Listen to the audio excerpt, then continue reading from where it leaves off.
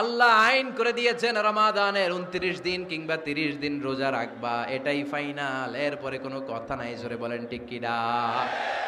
যারা সম্পদশালী হয়েছো, বছরান্তে 2.5% জাকাত দিবা, বিধানটা কার? এটাই ফাইনাল। এরপরে কোনো কথা আছে?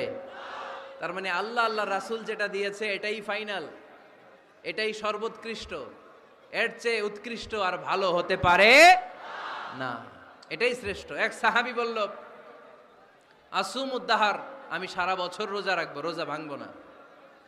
আরেক সাহাবী বলল, আতাজিলুন নিসা, আমি আমার বউয়ের কাছে যাব না, আজীবন বৈরাগ্য জীবন যাপন করব। আরেক সাহাবী বলল, উসল্লি লাইলা কুল্লাহ, সারা রাত তাহাজ্জুদ পড়বো, ঘুমাবো না। এই কথা শুনে বিশ্বনবী রেগে গেলেন।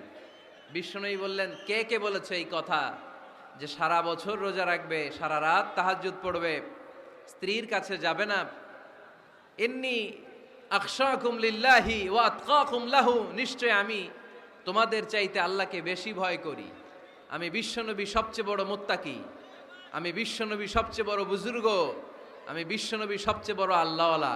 তো আমি এত বড় আল্লাহওয়ালা হয়ে আমি 11 জন স্ত্রী রেখেছি, আমি এত বড় আল্লাহওয়ালা হয়ে রাতে তাহাজ্জুদও পড়ি, আবার কিছু অংশ ঘুমাই। আমি এত বড় আল্লাহওয়ালা হয়ে বছরে কিছু সময় রোজা রাখি, মাঝে মাঝে রাখি না। তা আমি ব্যালেন্স করে জীবন ধারণের পরে আমার আল্লাহওয়ালাগিরিতে কোনো সমস্যা হয় নাই, আমার নবী হতে সমস্যা হয় নাই। তোমাদের সমস্যা হলো কেন? তোমরা কোত্থেকে এটা শিখেছো?